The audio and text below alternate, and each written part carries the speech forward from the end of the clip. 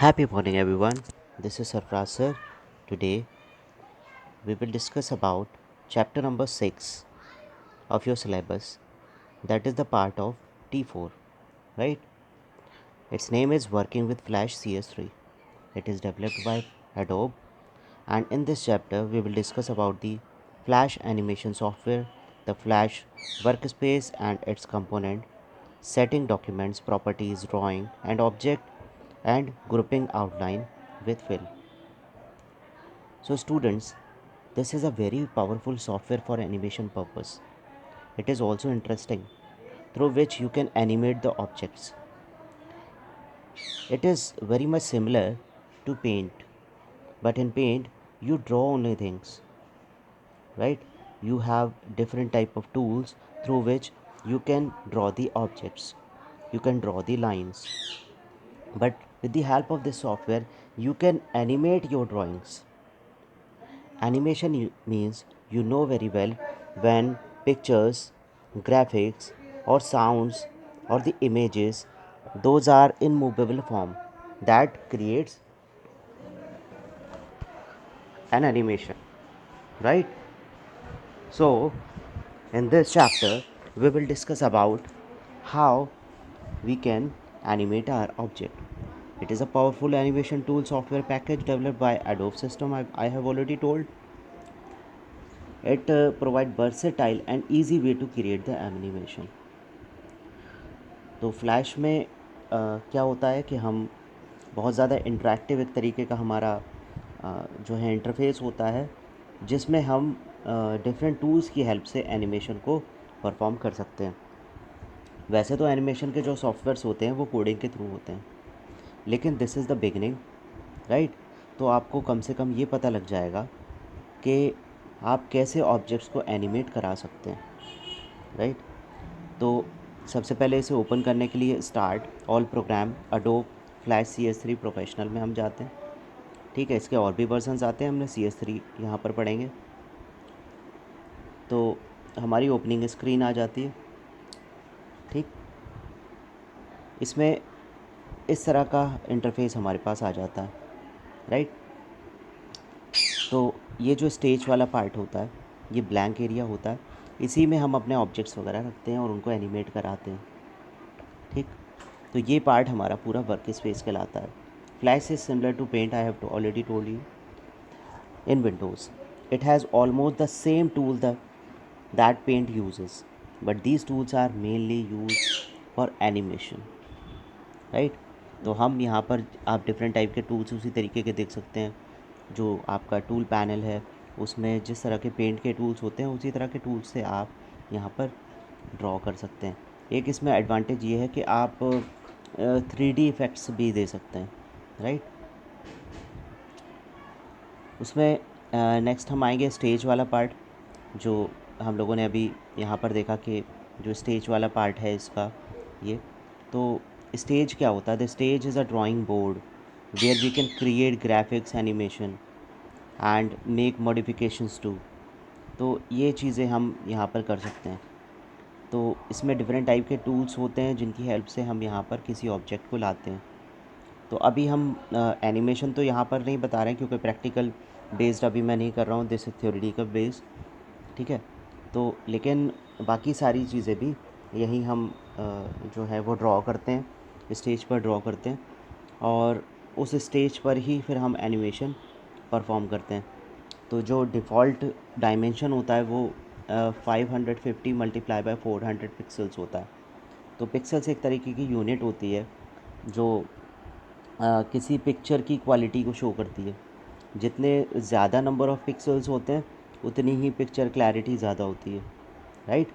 तो आप लोग ये पढ़ते होंगे कि इतने मेगापिक्सल का कैमरा है, ये पिक्चर जो है इतने मेगापिक्सल की है. तो इससे ये पता लग जाता है कि हमारी पिक्चर क्वालिटी कैसी है. ठीक है, और जितनी ज़्यादा पिक्सल्स होते हैं उतना ही ज़्यादा मेगाबाइट की या केबी की, यानी उतनी ज़्यादा साइज़ की पिक्चर वो होती है. तो जो ज़्यादा साइज़ की पिक्चर्स होती है उनको अगर आप उनकी हार्ड कॉपी चाहते हैं और उनको बड़े साइज़ में आप निकलवाते हैं तो उन पिक्चर्स के पिक्सल्स ख़राब नहीं होते, यानी वो ब्लर नहीं होती, एज इट इज़ क्वालिटी में आती है. ठीक, तो मैंने एक तो ये पिक्सल के बारे में आपको थोड़ा सा बताया, अवेयर किया। तो ये इसमें क्या होता है, जो सराउंडिंग्स होती हैं इसके स्टेज के आसपास वो ग्रे कलर की होती हैं। हमारे ऑब्जेक्ट्स उस एरिया में भी जा सकते हैं, अगर हम चाहते हैं तो उस एरिया में भी जा सकते हैं, लेकिन मेनली हम ध्यान रखें कि हम स्टेज वाले पार्ट पे रखेंगे। तो जब हम उसको प्ले मूवी बनाएंगे तो वो हमें अलग दिखाई नहीं देंगे, यानी कि वो कटेंगे नहीं। ठीक है। उसके बाद में हमारा आता है menu. The menu provide control over command common functions like operating, closing, or saving the documents, some other features like copying, pasting। तो ये सब जो है वो मेन्यू में हमारे आता है। तो इसमें हम क्या कर सकते हैं कि हमने जो भी ऑब्जेक्ट्स बनाए हैं, आप देखिए मेन्यू बार जो है हमारे ऊपर दे रखा हुआ है यहाँ पर। तो जो भी हमने ऑब्जेक्ट्स बनाए हैं उनके ऊपर एक्शंस जब हम परफॉर्म करेंगे तो उन एक्शंस को परफॉर्म करने के लिए हमारे पास ये मेन्यूज़ होते हैं। ठीक, कि अगर हम उसको एनिमेट कराना चाहते हैं या साउंड देना चाहते हैं या कोई भी चीज़ इस तरह की जो करना चाहते हैं उसको या रोटेट करना चाहते हैं, वो सारे ऑप्शन जो हैं वो आपको मेन्यू बार से मिल जाते हैं। ठीक है। उसके बाद में एक बहुत इम्पोर्टेंट हम आ जाते हैं, जो हमारा टूल पैनल होता है, राइट। तो टूल पैनल के ये इस टाइप का टूल पैनल है, इट इज़ हाफ। ठीक है, हाफ वाला ये this on the back page, ये वाला हाफ है। ठीक, तो इस तरह से ये पूरा एक टूल पैनल हमारा रहता है। You might have seen it in paint. तो पेंट में आपने इसको देखा होगा। तो पेंट वाले में जिस तरीके से हमारा सेलेक्ट और टेक्स्ट और ब्रश, पेंसिल, पेंट बकेट, इस तरह के कलर पिकर, ये जिस तरह से टूल्स होते हैं, the same tools are here also. तो अभी हम टूल्स के बारे में नहीं एक्सप्लेन कर रहे हैं, बहुत डिटेल में नहीं डिस्कस कर रहे हैं, लेकिन हम उसके सेक्शंस के बारे में डिस्कस कर रहे हैं कि किस तरह के टूल्स होते हैं। तो पहला तो है हमारा द टूल सेक्शन। तो इसमें टूल सेक्शन में it contains tools that are use for drawing, painting and selecting objects. ठीक, आप उसको सेलेक्ट करना चाहते हैं तो या ड्रॉ करना चाहते हैं तो वो तो आपका हो जाता है द टूल सेक्शन। उसके बाद में view section consist of zooming of the painting. ठीक, तो उससे आपका साइज़ बड़ा करके दिखाई देता है, और दूसरा आप उसको पिक्चर को मूव भी कर सकते हैं हैंड टूल वगैरह से। उसके बाद में कलर सेक्शन होता है हमारा, includes modifiers to select colours for the shape and drawing using store and fill colour picker. तो इस तरीके के जो हमारे टूल्स होते हैं जो कलर फिल करने का काम करते हैं या उसी कलर को पिक करके दूसरी जगह डालने का काम करते हैं, वो हमारे कलर सेक्शंस में आते हैं। द ऑप्शन सेक्शंस में it displace modifiers for the currently selected tools. Modifiers affects the tools painting और एडिटिंग ऑपरेशंस।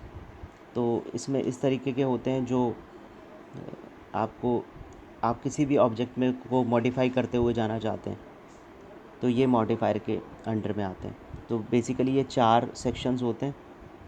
ठीक है, जिसकी हेल्प से हम जो ऑब्जेक्ट्स होते हैं उन पे एनिमेशन परफॉर्म करते हैं, राइट।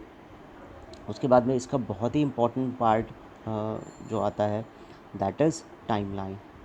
ठीक, the timeline is a fixed window that stay on the top of every object in the work space. तो जो हमारा स्टेज होता है उसके ऊपर हमारी टाइमलाइन होती है। ये 2-3 चीज़ें डिसाइड करती है। एक तो सबसे इम्पॉर्टेंट पॉइंट ये कि जो हमारा एनिमेशन हो रहा है वो कितने ड्यूरेशन पे होगा, और उसका वो ड्यूरेशन ही डिसाइड करता है कि वो कितनी स्पीड से होगा। ठीक है, आप एनिमेट करा रहे हैं, मान लीजिए आपको यहाँ से लेकर ऑब्जेक्ट को यहाँ तक लेकर जाना है। मान लीजिए कोई कार आपने ड्रॉ की है, उस कार को आपको यहाँ से यहाँ लेकर जाना है। तो वो एक तो ये डिसाइड करेगा कि आपकी कार कहाँ तक जाए।